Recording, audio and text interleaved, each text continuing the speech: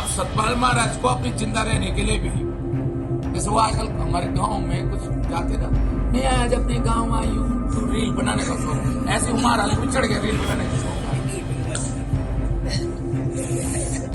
हरक सिंह रावत जो कांग्रेस के वरिष्ठ नेता है, उनको उत्तराखंड कांग्रेस कमेटी में चुनाव मैनेजमेंट कमेटी का अध्यक्ष नियुक्त किया गया है और अध्यक्ष पद की कुर्सी संभालने के बाद से हरक सिंह रावत खासे एक्टिव भी नजर आ रहे हैं।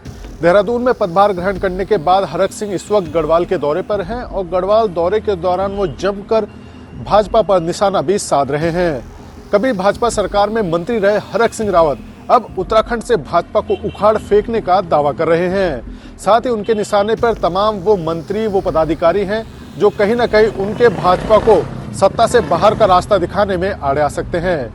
ऐसे में अपने गढ़वाल दौरे के दौरान पौड़ी पहुंचे पूर्व कैबिनेट मिनिस्टर और उत्तराखंड में कांग्रेस मैनेजमेंट कमेटी के अध्यक्ष हरक सिंह रावत ने चौबट्टा खाल से विधायक और उत्तराखंड सरकार में पर्यटन, धर्मस्व, संस्कृति मंत्री सतपाल महाराज पर निशाना साधा है। साथ ही सतपाल महाराज को आड़े हाथों लेते हुए हरक सिंह रावत ने कह डाला कि वो तो एक यूट्यूबर मंत्री हैं।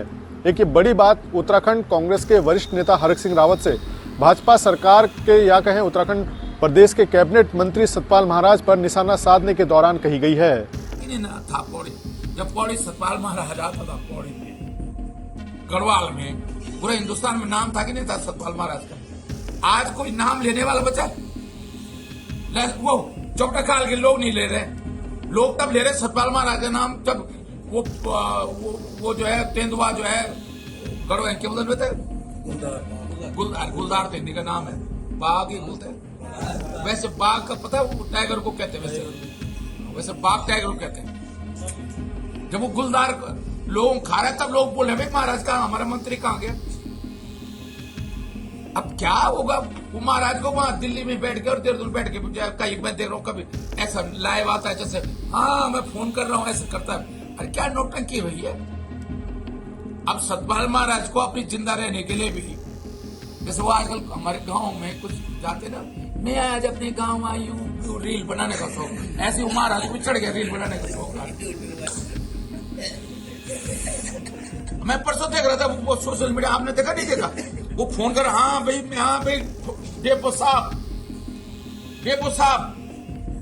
अब महाराज को भी ये शौक चढ़ गया कि आज मैं अपने गांव आई हूँ, आज मैं अपने गांव आया हूँ, ये हमारे यहाँ ये हुआ है।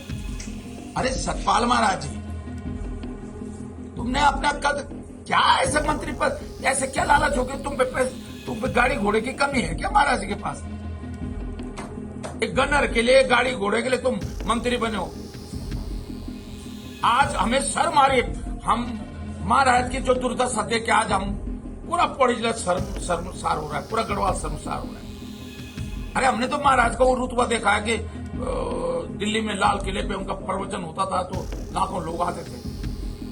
अब वो ना धार्मिक रह गए ना ढोंगा मंत्री रह गए, अब वही मुख्यमंत्री।